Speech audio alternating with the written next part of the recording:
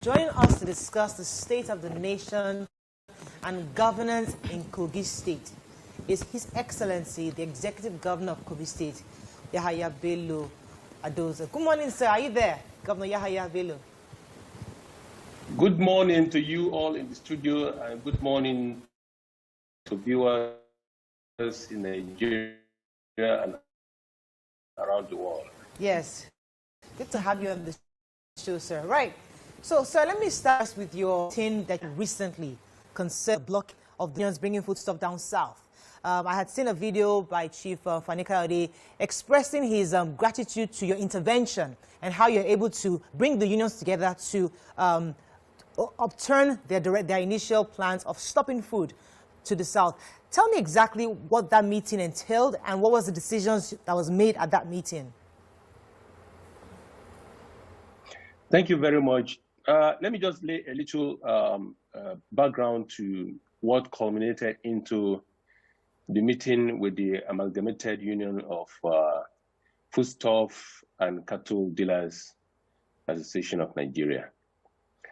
These are ordinary Nigerians who, out of their personal sweat, pulled together resources to carry on the business of trading on foodstuff and livestock, transporting them from one part of the country to another, particularly from the northern part to the southern part. They have membership cut across the 36 states plus FCT, all the 774 local governments across the country. The membership cut across ethnic background, religious background, or political parties. And they've been carrying on this business of trading from time immemorial. But unfortunately, the incident of the NSAS and the recent SASA market skirmishes brought about the recent industrial action, or let me say strike. These people transport goods and services across the country, and they've been faced with a lot of challenges. Challenges of insecurity, challenges of economics along the federal highways, challenges of bad roads and infrastructure, and several others. And these people now face man-made crises, NSAS and the SASA carnage. They've written severally to various authorities, from communities to local governments, to states, to the federal government, to all law enforcement agencies, to organizations, to unions, to traditional rulers, to religious leaders, all across the country, pointing out the injustice they faced. That these their members across the country are carrying on these businesses lawfully. They pay taxes at the point of loading, they pay taxes at the point of loading. So, and they seems not to hear anybody responding to them. All their cries fell on deaf ears, and hence the only option, legal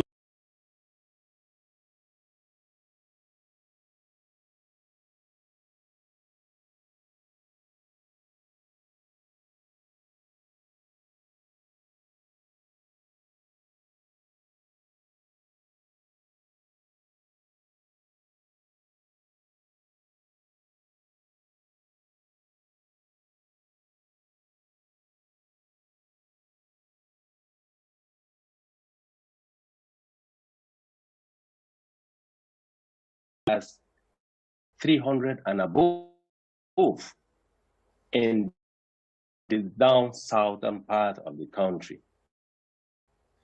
People are beginning to suffer from food, while it's about in the northern part, and they'll be perishing. Now, if this were to allow to linger on without anybody attending to them at all, then it will amount to a major crisis in the country. Not only food crisis, it will amount to serious civil unrest. In fact, it is even getting to a point where it is already emotions are being built up, pent up, that it is assumed as if the Hausa Fulanis are being targeted in the south and being killed. Because actually, they are major in transporting those goods and services far north to down south. Their trucks, their trailers, their goods are being destroyed.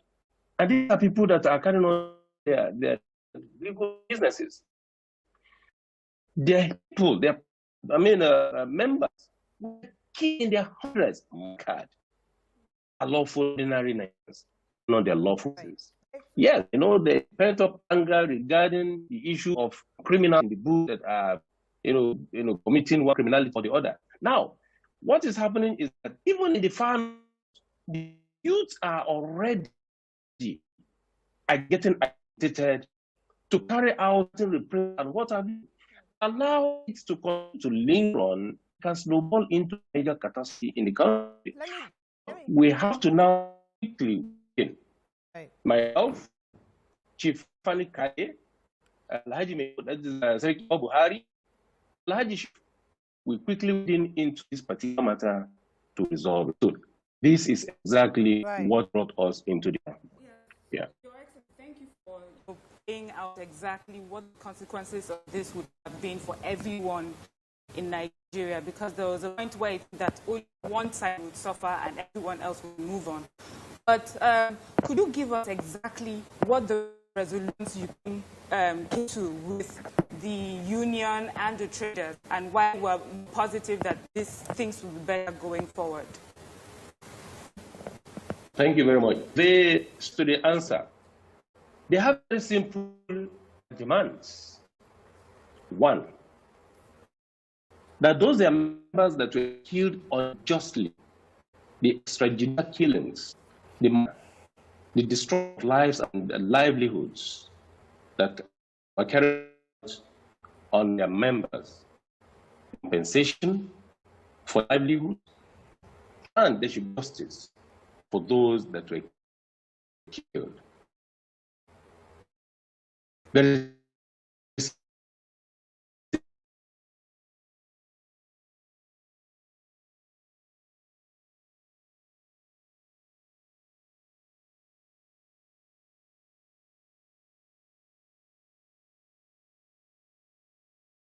man. Also, that the extent of their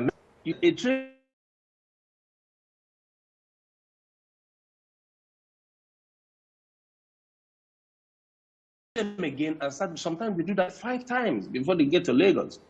But along the line, they are stopped to extort. So if you charter a vehicle for, say, 300,000 or 400,000, the trailers would have to set aside additional 450,000 to 500,000 to settle some law enforcement agencies on the road and touts to the side of the east and to the south. So this extortion, they are demanding that this extortion should be stopped. Okay. They are ready to pay any tax. There is an agreement between the union and the federal government where it has been gazetted. So if those extortions can be stopped, right? I mean, there's nothing. There's no two hard ways. Yeah. Okay. All right, Yahaya Bello. And also, please permit me. And also that this is a Nigeria. The angle of saying they are not free to trade in the down south or any part of the country, if they are going, there's a lot of harassment. That if Nigeria is no longer one, they should be given passports so that if they are entering another land, they will know what they are facing. They are trading within the country, so that safety and security of their lives and livelihood in every part of the country should be guaranteed. These are the simple demands. Let me go on a quick break, sir. When we come back, we continue this conversation. Stay with us. We'll be right back.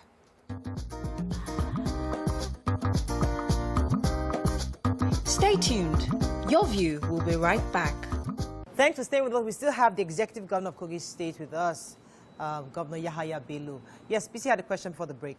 Okay, Governor, I wanted to know the time frame that you agreed to see some of these resolutions come to bear, because we know the way we are in this country. Most times we set out to have policies and guidelines, and then the implementation becomes a problem. So did you people arrive at a time frame that you will see all of the resolutions come to bear?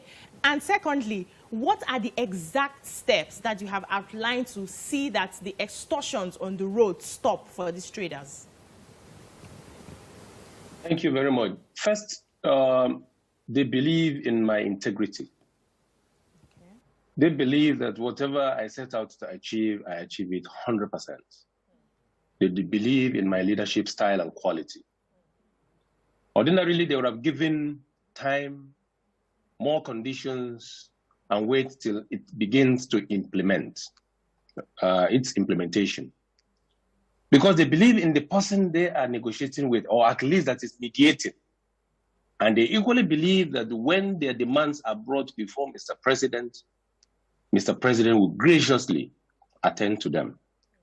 I was able to convince them, or we were able to convince them, that they called off the strike. So first, there's no time given, no ultimatum given before they could call off their strike. Simply believing in our leadership and believing in Mr. President. Right. That is trust. And we are not going to betray that trust.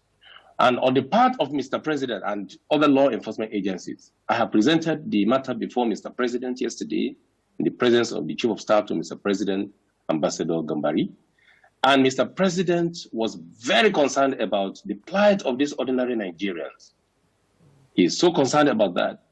And he has promised to start implementation immediately, especially calling on law enforcement agencies to stop the extortion and even provide security for them along the road and where they carry on their businesses. Right. That I am taking to the Inspector General of Police. Mr. President equally directed that I meet with the Inspector General of Police and other law enforcement agencies to ensure that the lives and livelihoods of these ordinary Nigerians are protected. And that was where he further emphasized that the unity of this country is unnegotiable. Okay. And we are on the path to ensure that it is everything is resolved. Okay, go ahead. Your Excellency, I want us to move into security generally. There are major security challenges across this country, carrying different nomenclature. For some it is banditry, for some it's kidnapping, for some it's headers, farmer crisis, but we definitely have a huge insecurity challenge across the country. What would you say, what did we miss it? What did we do wrong? It seems to have gone worse over the past 5 years. What could we have done better? Let me just address it very simply. Very simply. The insecurity or these challenges of security we are facing in the country today is not up to 1/10 of what I inherited in Kogi State when I assumed office as the 4th executive governor on 27th of January 2016. Today, the problem has been brought under control, largely. We have the issue of farmers' headers in Kogi State. We had it. It's been controlled. We have the issue of communal clashes. It's been controlled. The issue of even ISWAP and some of these Boko Haram cells were existing in Kogi State. It has been brought under control. In fact, we have chased them, routed them out completely. In fact, at a point, we had ISIS cells in Kogi State. We rout them out. My dear sisters and dear Nigerians, if we want to tackle the issue of insecurity in this country, then let's drop politics and face the challenge head on. We will solve it within a twinkle of an eye. Please, share what you did. We would love to hear from you. How, and I know that to a large extent what you're saying has a bit of the truth to it, because we know the crisis that you inherited. So what exactly did you do? What are the strategies? Some governors would watch this and it would be solutions for them to implement. All governors are trying their best. The federal government are trying their best. But this is what I did. I apply sincerity. I am straightforward. I'm decisive. I deal with criminals wherever they come from. I don't criminalize ethnicity or race. I get the people involved. I ensure that the law enforcement agencies existing in my state have synergy and cooperation, and information sharing mechanism were strengthened. I encourage the law enforcement agencies. I build confidence in the minds and souls of the citizens of Kogi State, so they volunteer information.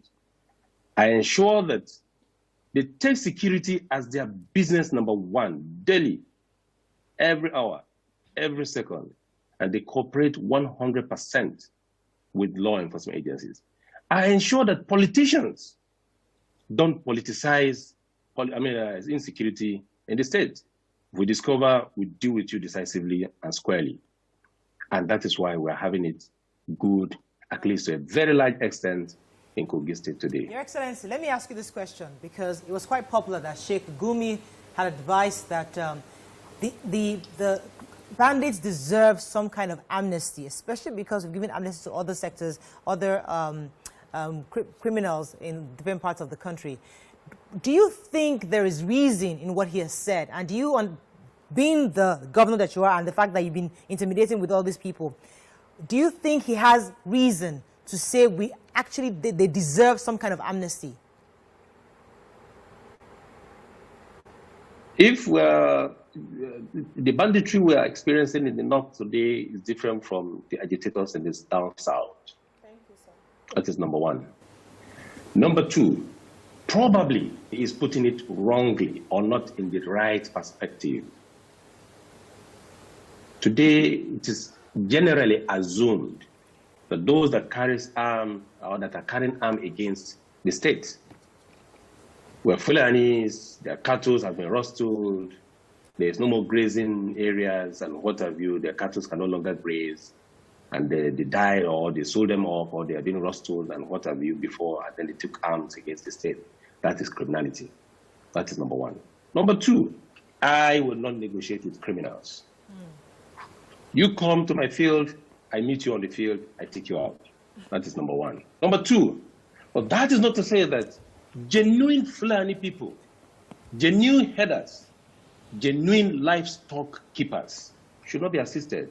For crying out loud, if banks can be bailed out, if airlines can be bailed out, if other businesses can be bailed out, why are we not bailing out the livestock keepers and ensure that we don't play politics with it?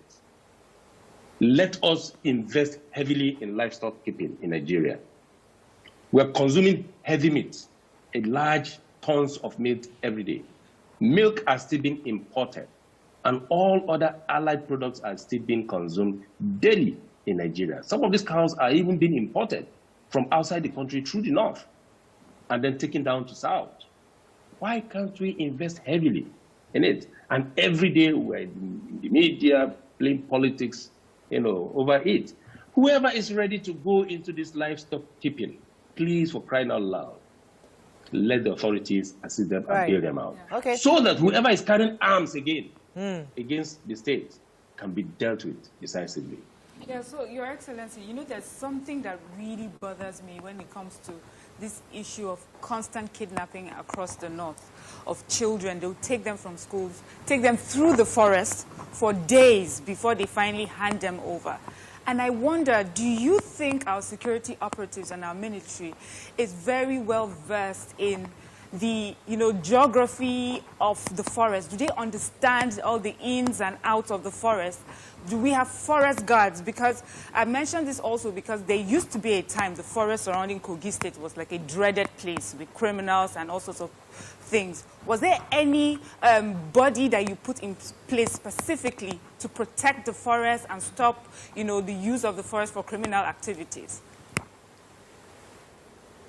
First of all, let me start from Kogi State. Of course, when we came on board, We employed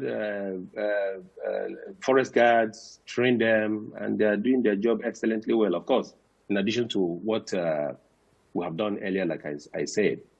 See, my dear sister, every inch of the land cannot be protected by law enforcement agencies.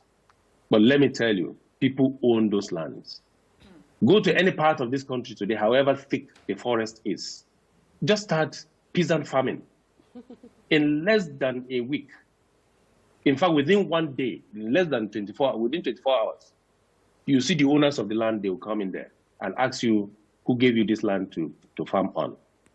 So if you're telling me that bandits will come and carry children in their numbers, either through the bush, through footpath, or on the road, by truck, machine, or whatever, and there's no information, there's a lot to question. So do you think the government is complicit I in this? don't believe.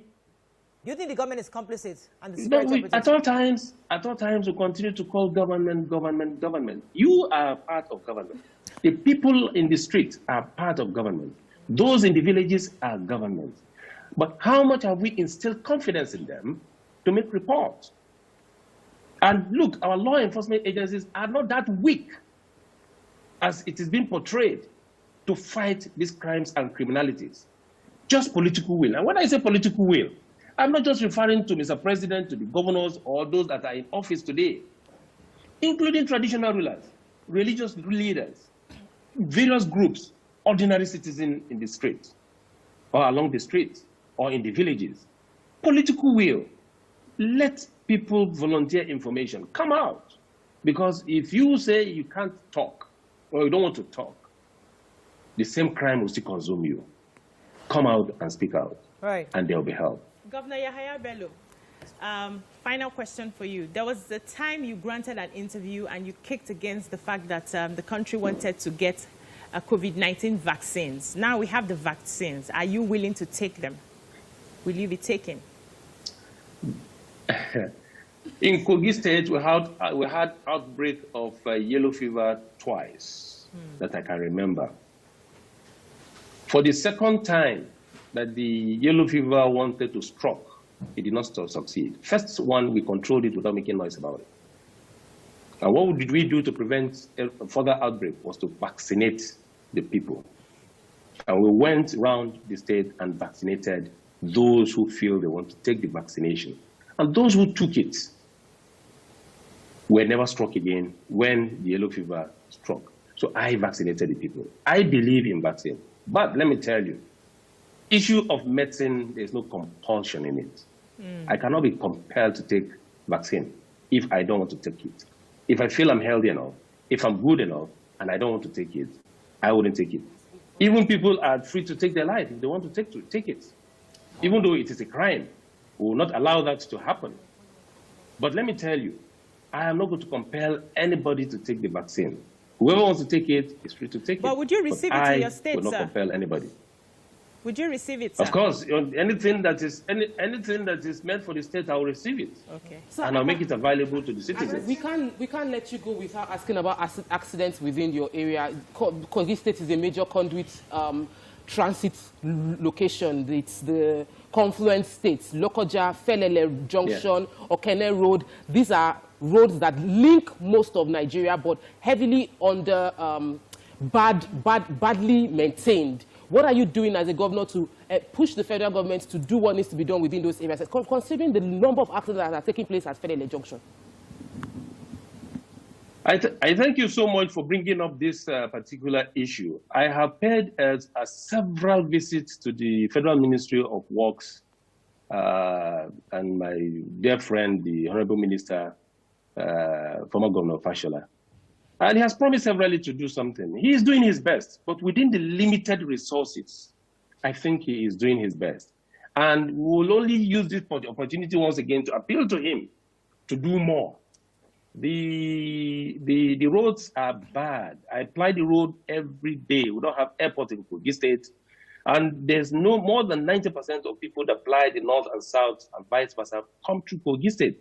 However smooth the roads are in down south or far up north, if Kogi roads, especially the federal roads that crisscross the state, are not fixed, it's not helping matters. In fact, there have been several accidents. One just happened just about 2-3 days back, and a lot of properties were destroyed, and at least I think 2 lives were lost, unfortunately. So we've been pleading with the federal government, and I believe that Governor Fashola is doing his best to ensure that the roads are fixed. All right. But there's paucity of funds. I'm sure that is what is stopping them. We have to run up at this time, sir.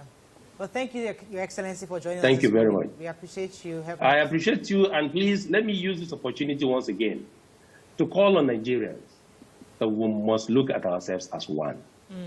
The catastrophe we just averted was going to be something that we couldn't have been able to bear. And there are people that are waiting by the side to cash on it, cash on people's misfortune. We have solved it, and we are solving it. Problems of this nature, little that could snowball into something large tomorrow, should be tackled immediately. Right. We shouldn't play politics about it. We shouldn't make capitals out of it. And I want to appreciate the northern youth, all youths across the country, our southern counterparts, who embrace this unity and peace that Mr. President Muhammadu Buhari continue to preach. Nigeria will be great. Thank you. Thank you very much, sir. Thank you, sir. That's all we can take on that segment. We're going to break. We'll be right back.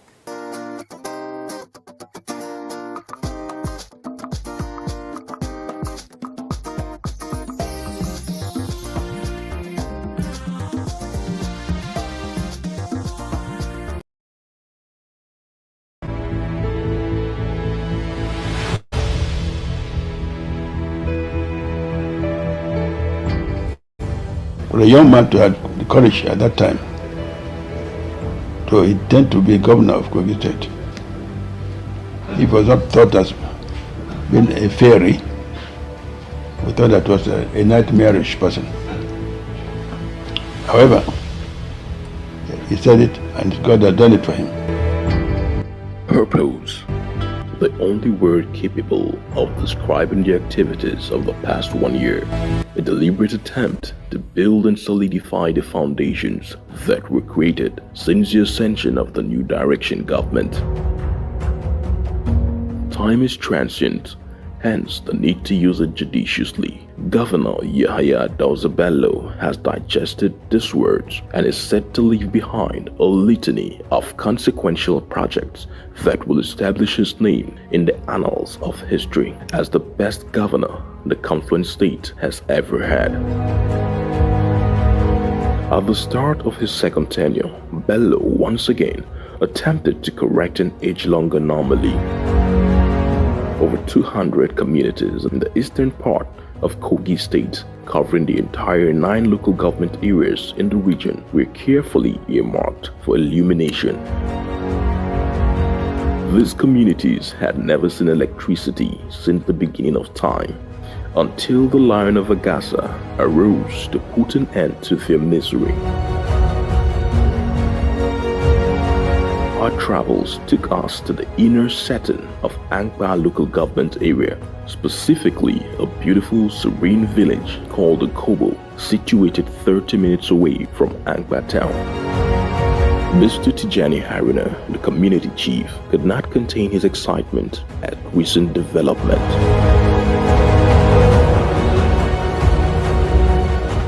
Yegide, Ishenga Yinwa, Ichengu Awuwa, Ama Wagba Yameni Bello. Edo Achebo, Edo Nubleshebo, Edo Nekeleshebo. Bello, Uwa Achedubu Ngbali, Achadu Angi Bello, Governor, Ikubi. Uye Ukekili, Kiadu Bogbatate. Uye Ukekili, Kiachikim de Huili. Tagiyem Awa, Kado Kobo community, Nenjema district, Ampa local government, Achadua, Ni Governor, Yahaya Bello. Tuduki Makakevi Ukekili Domo, my Yabishim, Kiadeo, Lebogwanyate. Ashubede Untavale. Alukamda wa community Kubali, Kahuwa Wo, Ishianya. Over years now, we have been trying our effort, meeting all government agencies to at least provide us electricity, but we have no means of that. But today, We are very delighted. All greetings to the governor, His Excellency Yahaya Bello of Kogi State. I can send my greeting to His Excellency Alhaji Yahaya Bello that remember this community during his tenure, because over past that we are doing election here.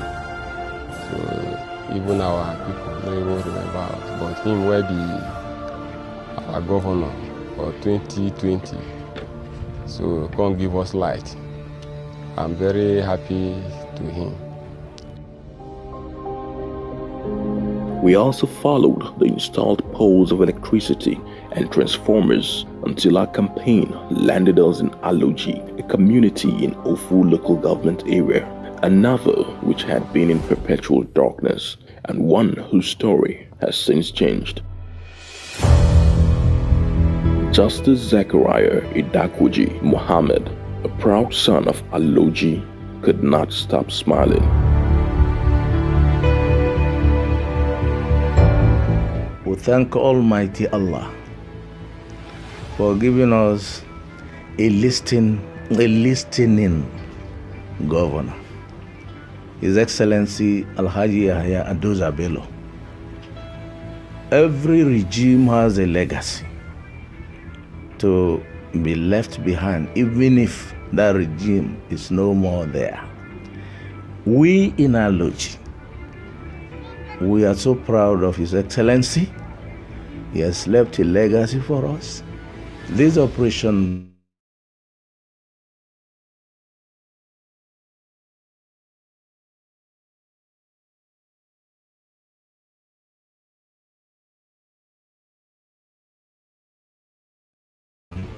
facing for more than a year.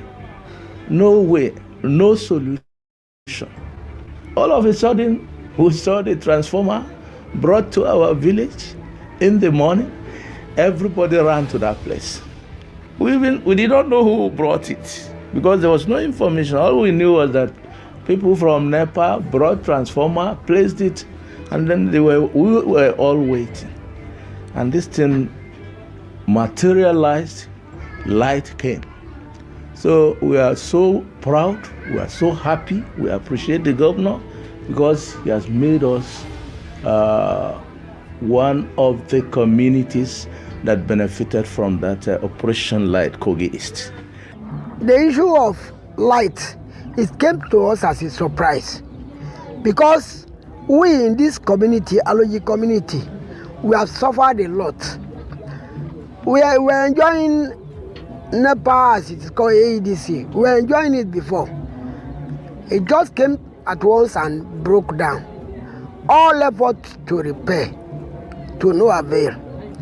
We tried, even to the extent that we, within the community, and our children outside, we made a contribution internally to see that we repair. We made our repair on the existing transformer. It will not work. So we became confused and don't know where to go.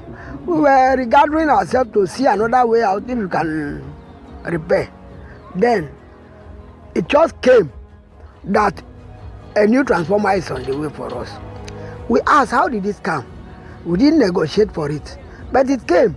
It was said that it was our amiable governor, His Excellency, Governor Yahaya Bello, brought us this transformer. The community, we were all jubilating. It's just like a dream, but it came and it was installed. The day the light came, everybody in this community was happy. We were all shouting, "Hail Governor Yahaya Bello! Hail Governor Yahaya Bello!" Really, this project of lightening this community had been a welcome development, and we've really appreciated the governor for what he has actually done for us.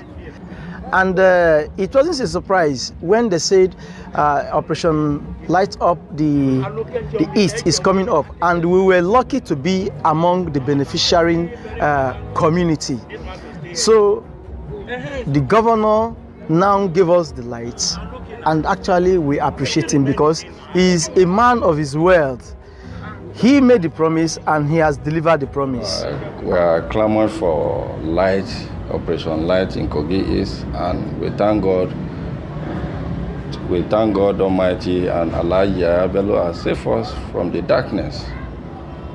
What our people cannot do for us, Alhaji Yahaya Bello has done it for us. He has done it for us, so we are grateful to him. Light is the secondary.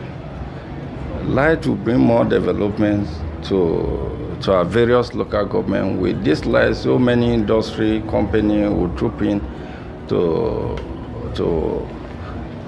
map out or to employ.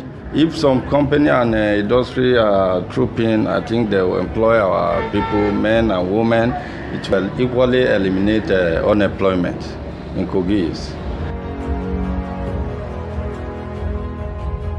Health, it is often said, is wealth. The truth in these words have been even more prevalent in the past 1.5 years as the coronavirus pandemic has rocked the world, crumpled economies, and rendered millions of people around the world impoverished. Still, it rages with a second wave threatening to be even more economically disastrous than the first.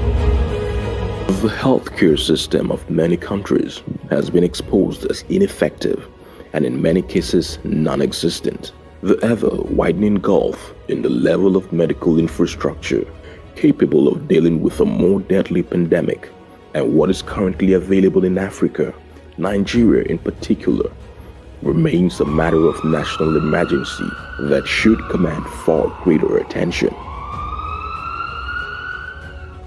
Bello, as always, has remained one step ahead. He has turned his attention into making the Confluence State the go-to hub for affordable, accessible, and most importantly, quality healthcare in Nigeria. Bello is elevating the healthcare of Kogi State citizens and residents to dizzying heights through the construction of 10 healthcare centers across the state. Our travels took us to Okene, the hub of the Bira Kingdom, in Kogi Central, where a massive reference hospital is being built.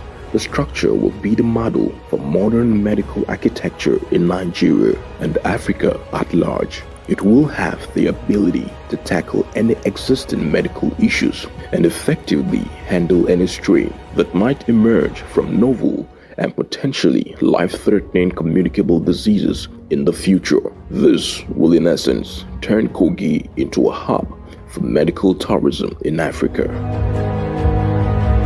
Hajia, who has lived in Okene all her life, calls the move an outstanding development. Ya udiona ono sibato kene asibiti ono no seba ya ye kai ne he kai ba nyo asibiti ono umori ona ba oba me ne hu no so ne bato kene umori ona ba osho ni new president oba me se ne hu no so ne agobe kisa no sibato kene an oje ya ari oda aja ya ari on iju koloro no se ya ije na enyu kolodo kodozo ne na ne de mira akoko na di university to ozo sara no ne roi bonya lo no umori bonya edu joba ba ka ho the president of Anano Nehako doubting. Murio shown you the president, Yaresan. Murio Gano, who rebel, Murio Sean and Nan. So then, of course, he got in the hospital. He recognized the need of health. We've been suffering for them for a long time. We're doing that now. You can see the magnificent building that's coming up. In fact, he does such that he wanted me to remember him every day by putting in front of my house, of my palace. And that's a continuous way of asking him to thank him forever. A reference hospital that is going on now. Inshallah, at the end of the project, it will serve North Central, not only North Central, all the neighboring states. It will serve everybody here, that there will be no need for anybody again to travel out of their states. So, yeah, probably about the governor ono mulisi bayam anibira ene ko ya jene kato o mane mom o zonane yam anibira asibiti ana sibangwam ineti kugi okine inajinane opo muri onyala kena onyushi otane because yere kayes oiza ono batobide days ko oiza na obam ani birane ye hure nyumukora ize na since March oni hure nyumukora zene oze iza je ine ko onya daka ye mukora both Saturday Sunday one ya mukora zene enya na tunaba enya na ngoze zene dikwo muri abakato ukora none na successfully ka ereza je materials erezo ya ye nya na mukora ameze ini dan dere very sweet ane. We sincerely appreciate His Excellency for bringing this kind of development here in Central here. Of a truth, we don't even imagine that we have this kind of project within this short period of time. So the project, this project was just started last year March. You can see the stage we have attained today, and we believe when this project put into completion, it will be a huge benefit to Kogi Central people, state at large, and the nationwide. And when this project also completed, it will generate a lot of employment opportunity to an indigenous and even both non-indigenous. So it's a huge project, and we believe that His Excellency Alhaji Yahaya Bello has written his name in a gold. The groundbreaking of a similar general hospital in Gegu, Kotunkarf in the western region of Kogi State was made in the second week of January 2021.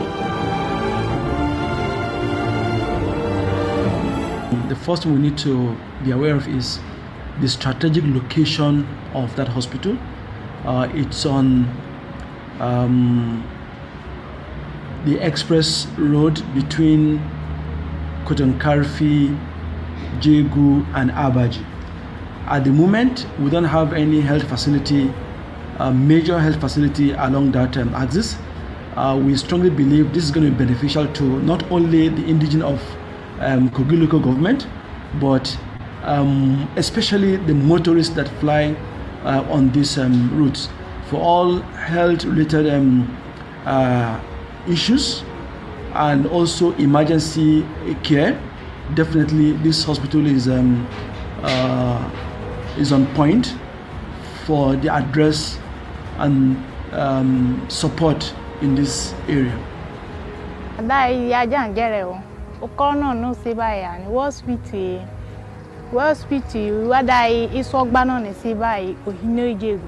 Second class, negbo they are by my girl. Do send west you do nyanoni. Inshallah, negbo you kuniva mayo. My negbo so hetege, negbo that sweatage ya. Isan west to do nyanon. Inshallah, negbo when you zan girl. Uze gawari ramano. Negbo they genuda mea jane. Negbo they are by mayo. Ya janje one buja one te haze on your new one or era maui of it down.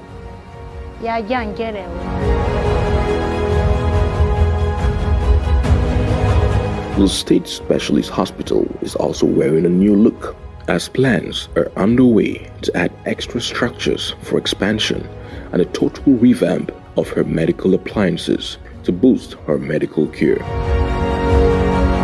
Talk about effective service. However, is it possible to speak of Governor Bello without dwelling on his continuous revamp of the agricultural sector, another important aspect of his government sources in the past 1 year? The Commissioner for Agriculture is of the opinion that farmers are enjoying their best spell. His Excellency Alhaji Bello is agriculture-friendly government, and he has assisted the ministry in the past 1 year to do some tangible things. His gracious approval of the School of Agriculture, Ochaja, to ND awarding College of Agriculture. And by this action, that school now is now qualified to attract TET fund from the federal government. In the past 1 year, he has also assisted us to purchase some organic fertilizers. We call them Geo Plus and Geo Green organic fertilizers, which is what is recommended these days. Like 100 tractors purchased recently for the 21 local governments will go a long way to increase agricultural production in the state. Amazing, isn't it? We're not done. None of these projects have taken away Governor Bello's plan to turn Kogi into an infrastructural hub, revitalizing that sector which had been left desolate through the years before his inauguration in 2016. In the past 1 year, he has, with renewed vigor, continued from where he left off. We have projects from Eda to Ajaka, from Ajaka to Ejule, Umomi, up to Ayiba. That road is ongoing by Tech Engineering. So we are supervising very seriously, very vigorously to ensure compliance with standards and best quality.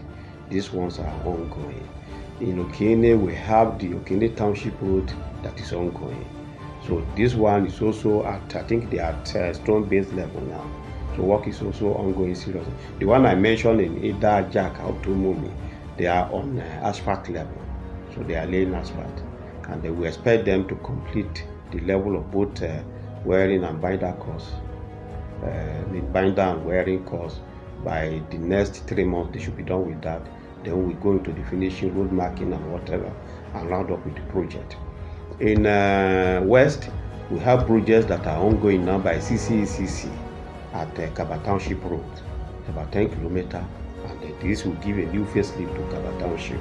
So that one is also going. Then we have the other one that is also awarded the rehabilitation of Kiriade, Ifolukotu Township Road in the Aba East local government. This one is also ongoing. Then come back to Lokoja. We have the Sadona Street. We have Bishop Dunamis Junction up to Federal University, up to Adankono. So these township roads are also ongoing. Then the greatest of it all is that we are going to transform the Kanaja Junction to a modern flyover so that we free the traffic vehicular movement around that place. When we are talking of the Kaba Township Road, I don't know how to express our joy, especially when the Chinese came. And one thing in particular that the governor has done that really excited us is that I wrote to him, I told him that the choice of some of the roads may not be acceptable to us. So we want it prioritized. Road A may be better than Road B. And in his usual administrative manner, he has sent the commissioner who will come here to come and assess the roads in question. If this road is not very critical, maybe we can leave it for phase 2. Those ones that are critical now will be brought to the front burner. And we are very sure the governor is doing that. So we are most glad for that.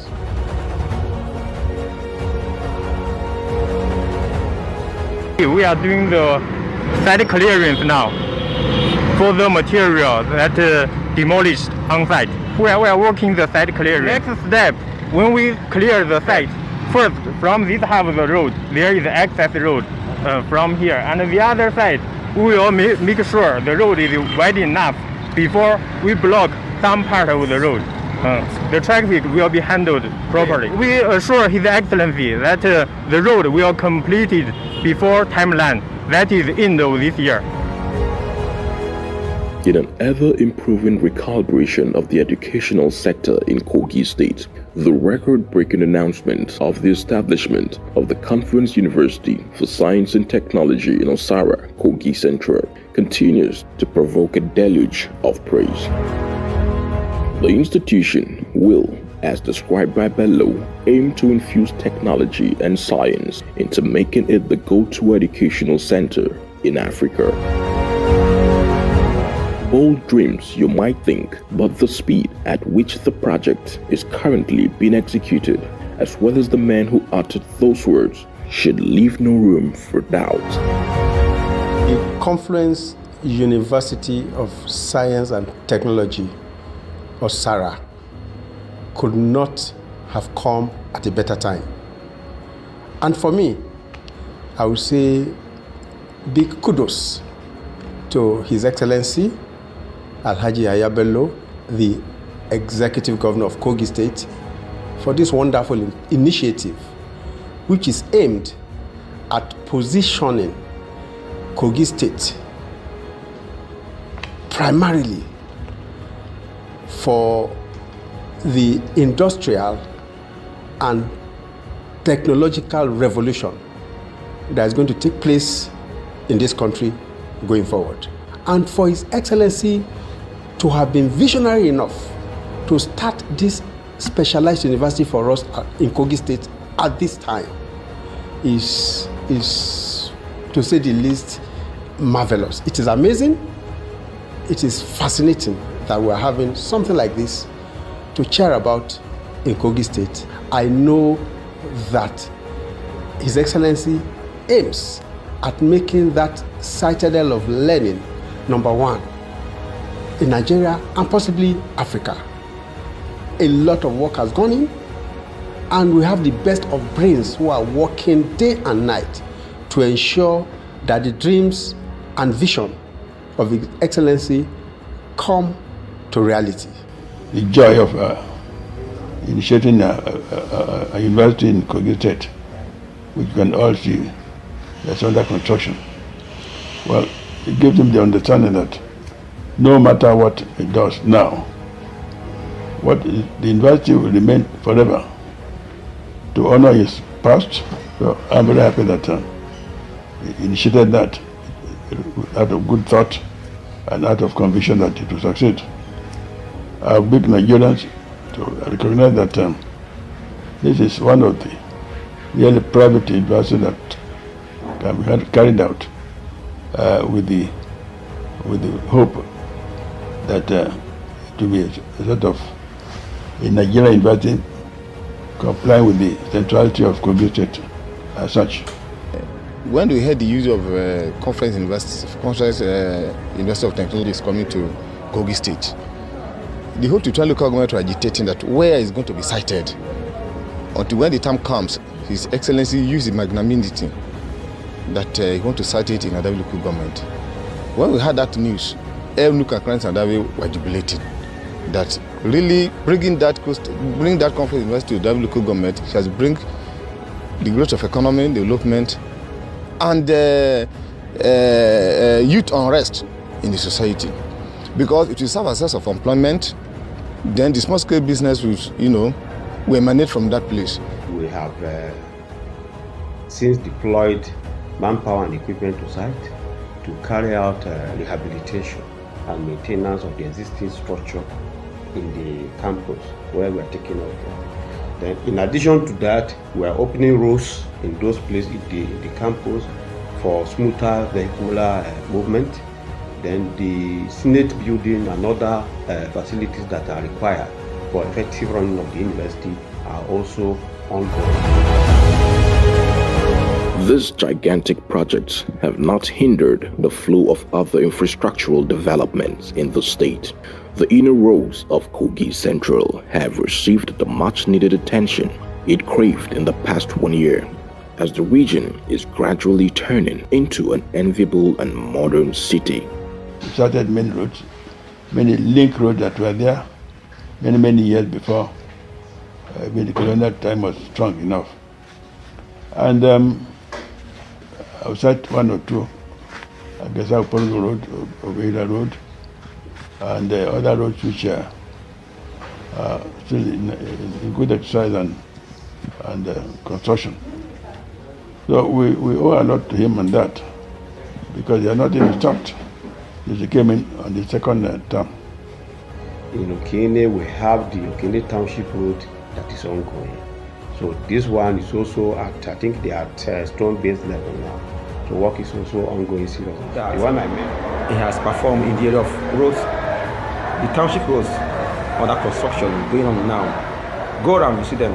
You see the roads, well tarred, the culverts, the drainage, standard. Governor, Yahaya Bello.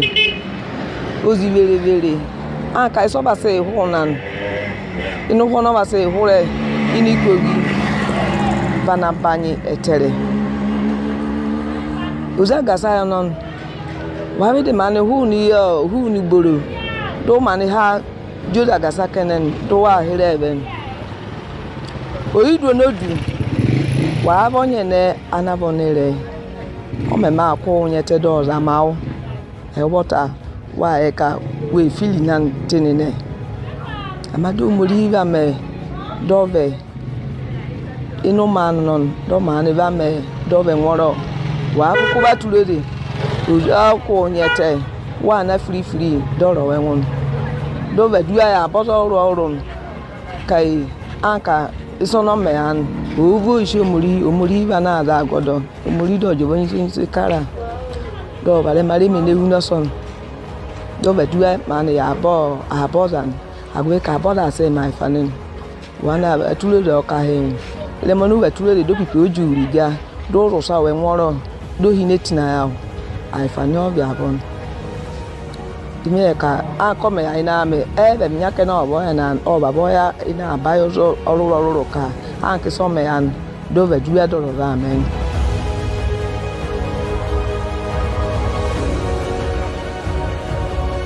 In a year characterized by the catastrophic impact of the coronavirus pandemic, Kogi State government, led by Alhaji Yahaya Bello, tapped other states in the reduced domestic debt profile in a staggering 132 billion naira as of December 2019 to a far reduced figure of 73 billion naira according to the Debt Management Office.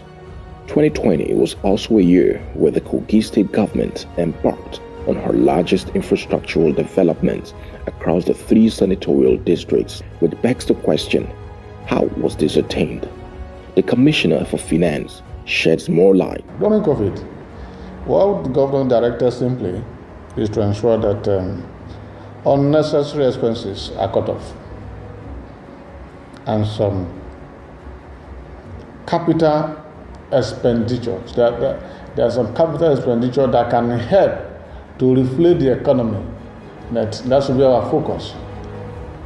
The education sector and the health sector and also investment in agriculture.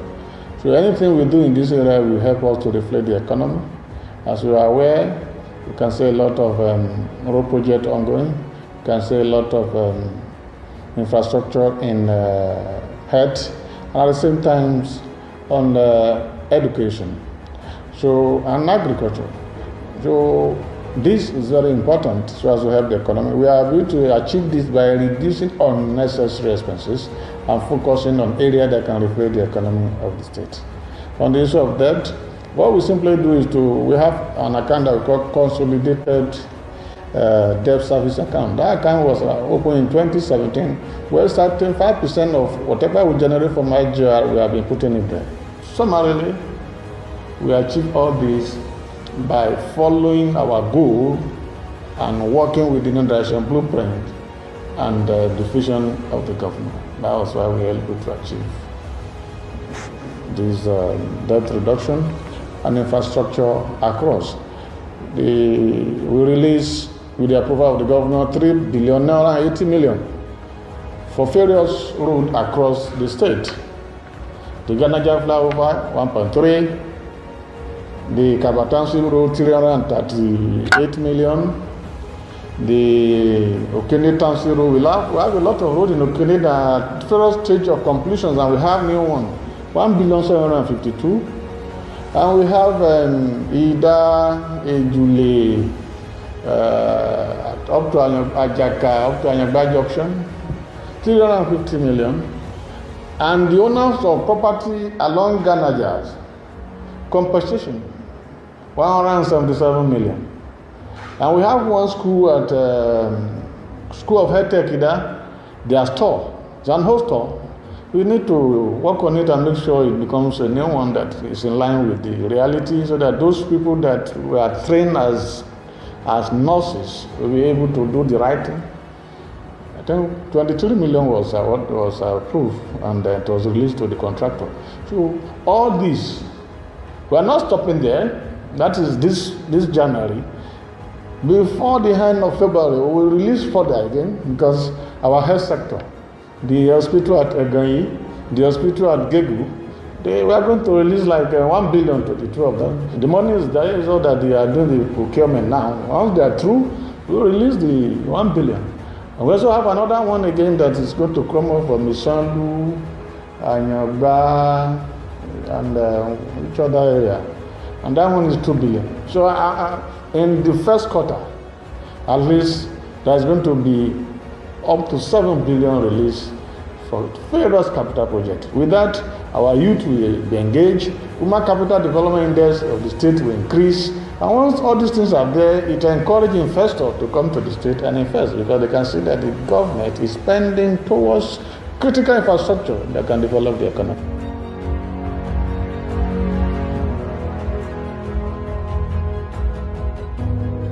Whatever I preached, we do.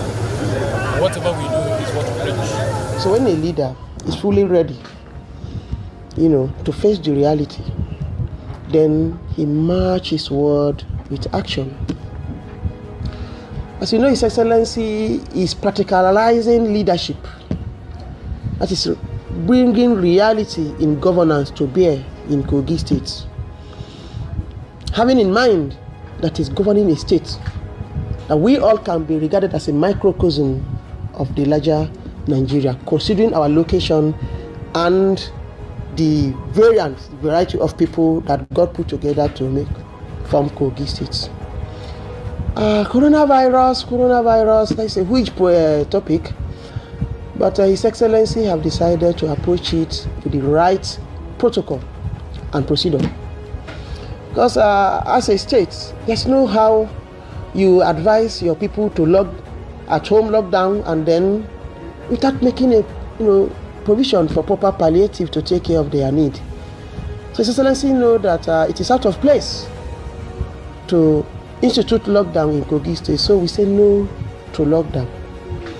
Then His Excellency quickly, gear the economy towards structuring a kind of boosting the health infrastructure. You see the hospital that we are building across the state, such that the state will be able to fight any disease, not only corona. Because as you know, there are diseases that are even killing more than corona. So corona is not actually our problem in this country. Our problem is that of insecurity, banditry, kidnapping, even hunger is more of a problem than corona. So His Excellency apply the right protocol to the management of COVID-19 pandemic, and that's manifested in the variance of investors moving into Kogi State. Of recent, you heard that we have inflow of $3.1 billion foreign inflow to the country, and Kogi State alone received $1 billion. Lagos State, the almighty Lagos State, is far behind second position with a mega $200 million. What do you describe that? That is what we call purposeful leadership. We don't need to lock down our economy. We simply open our economy, allow our people to visit hospital at will when they are sick. And by so doing, we are able to manage the COVID-19 pandemic in the right protocol as it suits African community. And you see people flowing into, Kogi State to do their business, and then you see our economy boosting.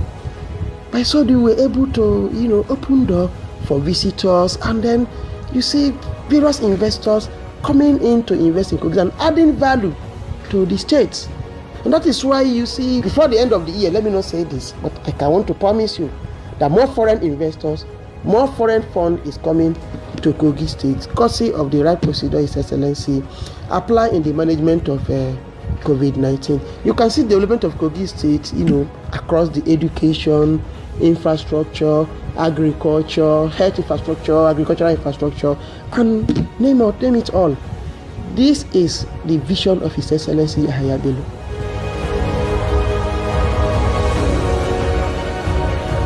For Kogi State, 2020 represented a mirror of the biblical casting down, lifting up scenario, which befell many states in the country, leaving Kogi the only shining star, whilst others complained bitterly of the impact of COVID-19, Kogi State continued to break down age-long barriers of youth and women involvement in politics. All vice chairman positions during the just concluded local government elections were filled by women. All council chairman positions were also filled by women, as well as a 35% allocation of all local government councillors, with the secretary to the state government, head of service, aide-de-camp, and several other enviable and authoritative positions already held by women. It is surely a new day in Kogi and Nigerian politics. No wonder Governor Bello was bestowed a rare honor by the National Council for Women in Governance as the most gender-friendly governor in all 36 states, and is certain to be honored by the United Nations with the prestigious He for She Award for Inclusive Governance. The whole of Nigeria is the only sitting governor with a female aide-de-camp. Alhaji Yahaya Bello is the only governor in the whole of the 19 other states with a female SSG. Head of service of Kogi State, she's a woman. We have 9 women that are heading one commission, agency, or institutions.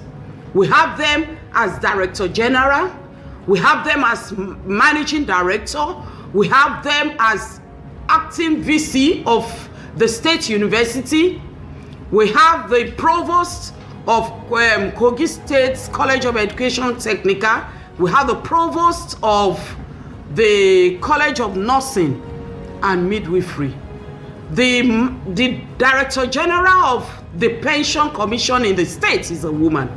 The Managing Director of the Kogi Enterprises Development Agency is a woman. The Managing Director of the Properties and Investments of the state is a woman. And of course, I've mentioned the 3 institutions that women are manning. Of course, we have so many special advisors that are women. We have special assistants that are women. We have personal assistants that are women, to mention but a few.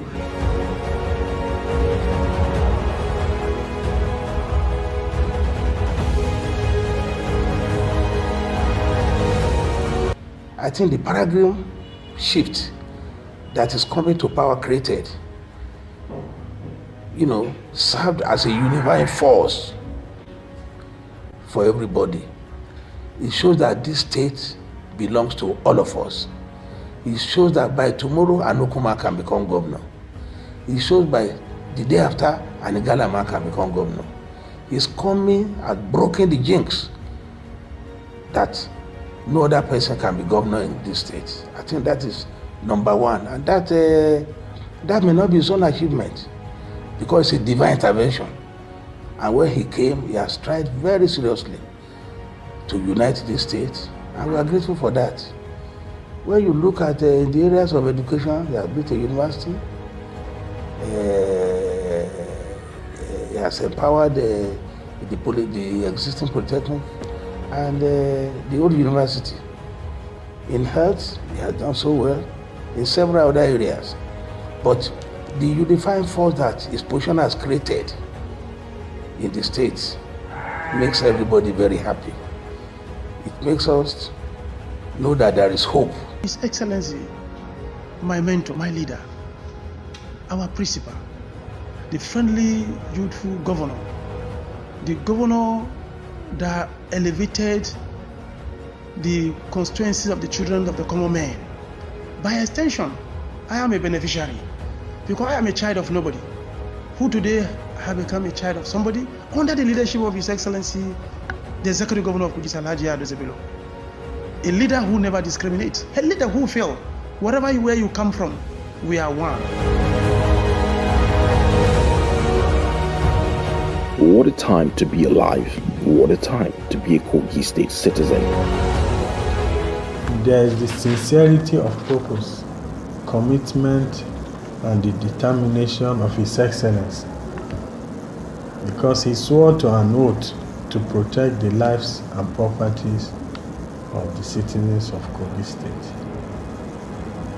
So, matching his words with action he ensure that all the security agencies in the state are well taken care of. All their welfares, their needs are being met by him, and he's been very proactive about it by making sure he established outside the conventional security agencies, like the establishment of our vigilantes, establishment of the local hunters, to make sure they complement the effort of the conventional security outfit in the state. Because he's very, very serious and sincere about it. He go all out to make sure wherever there is issue of insecurity or criminals trying to harbor in the state, he makes sure they go all out and fish them out. The vision of His Excellency Yahaya Bello is to match his word with action, to make sure that Kogi State take its rightful position where it's ought to be among the community of states in Nigeria. As you all know, Kogi State is strategically located in the country, is the center of this country, bordered by 10 states including FCT, abound with natural resources. All natural resources are located here in Kogi State, and human resources as well. With such a state that have been so blessed, we have no reason being tagged as a civil service state.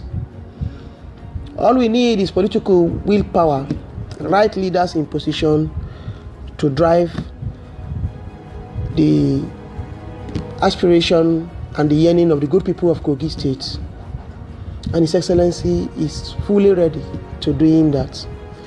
So his vision is to transform the human capital resources as well as the natural resources such that Kogi State will be a hub of industrialization, that Kogi State will be the first among the 36 states of the Federation, and as you can see, we are slowly moving there. As you know, development is a process, not an event.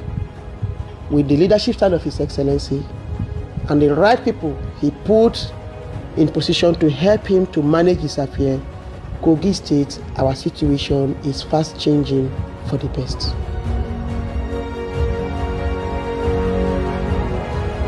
Congratulations, Governor Yahaya Bello, on the first year anniversary of your second tenure in office. You promised to do more, and more you have done.